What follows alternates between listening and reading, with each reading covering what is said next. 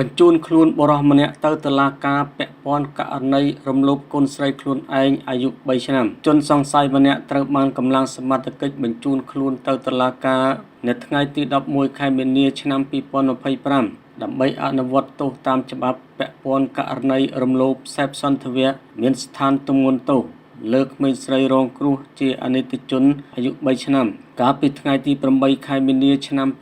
2025ត្រង់ចំណុចបន្ទប់ជួលលេខ6ផ្លូវបេតុងស្ថិតនៅភូមិកំរៀងសង្កាត់ព្រៃវែងខណ្ឌដង្កោរាជធានីភ្នំពេញសមត្ថកិច្ចបានឲ្យដឹងថាជនរងគ្រោះទើបអាយុ3ឆ្នាំស្នាក់នៅផ្ទះជួលស្ថិតនៅភូមិកំរៀងសង្កាត់ព្រៃវែងខណ្ឌដង្កោរាជធានីភ្នំពេញចំណែកជនសង្ស័យមានឈ្មោះសាំសៅភេទប្រុសអាយុ45ឆ្នាំជនជាតិខ្មែរមុខរបរនៅផ្ទះស្នាក់នៅបន្ទប់ជួលភូមិកំរៀងសង្កាត់ព្រៃវែងខណ្ឌដង្កោរាជធានីភ្នំពេញសមត្ថកិច្ចបានបញ្ជាក់ឲ្យដឹងថាកាលពីថ្ងៃទី8ខែមីនាឆ្នាំ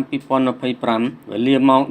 11:50 នាទីឈ្មោះម៉ៃសុផាភេទស្រីអាយុ35ឆ្នាំត្រូវជាម្ដាយបង្កើតរបស់ក្មេងស្រីរងគ្រោះឈ្មោះសណកូអាយុ3ឆ្នាំបានចេញពីបន្ទប់ជួលលេខ6ស្ថិតនៅភូមិកំរៀងសង្កាត់ព្រៃវែងខណ្ឌដង្កោរាជធានីភ្នំពេញទៅធ្វើការរោងចក្រស្ថិតនៅភូមិព្រៃទីទុយសង្កាត់ព្រៃសរខណ្ឌដង្កោរាជធានីភ្នំពេញហើយបានទុកកូនចំនួន2នាក់ឈ្មោះសៅណាលីភេទប្រុសអាយុ10ឆ្នាំនិងឈ្មោះសណកូក្មេងស្រីរងគ្រោះនៅផ្ទះឲ្យជនសង្ស័យជាប្តីឈ្មោះសាំសៅភេទប្រុសអាយុ45ឆ្នាំមើលថែទាំរហូតដល់វេលាម៉ោង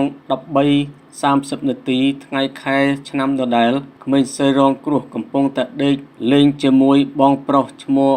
សៅណាលីក្នុងបន្ទប់ជួលស្រាប់តែជនសង្ស័យបានត្រឡប់មកពីផឹកស៊ីស្រវឹងដើរចូលក្នុងបន្ទប់រួចដេញឈ្មោះសៅណាលីត្រូវជាកូនច្បងរបស់ជនសង្ស័យឲ្យចេញក្រៅបន្ទប់ហើយទាញទ្វារបិទចាក់គន្លឹះពីខាងក្នុងរួចជនសង្ស័យបានធ្វើសកម្មភាពរំលោភសេពសន្ធវៈរហូតបានសម្រេចមួយលើកធ្វើឲ្យក្មេងស្រីរងគ្រោះរងការឈឺចាប់យ៉ាងខ្លាំងរហូតដល់វេលាម៉ោង 16:10 នាទីថ្ងៃខែឆ្នាំដដែលឈ្មោះម៉ៃសុផាបានចេញពីធ្វើការមកដល់បន្ទប់ជួលវិញរួចក៏បានឃើញក្មេងស្រីរងគ្រោះមានអាការៈស្រេកស្លាំងក្តៅខ្លួនរួចឈ្មោះម៉ៃសុផាក៏បានសួរនាំក្មេងស្រីរងគ្រោះទើបក្មេងស្រីរងគ្រោះបានប្រាប់ថាប៉ាជនសង្ស័យបានចាប់រំលោភក៏បានយកក្មេងស្រីរងគ្រោះទៅមន្ទីរពេទ្យបង្អែកដង្កោស្ថិតនៅភូមិថ្មីសង្កាត់ដង្កោខណ្ឌដង្កោរាជធានីភ្នំពេញពេលនោះគ្រូពេទ្យក៏បានប្រាប់ថាប្រដាប់ភេទមានប្រឡាក់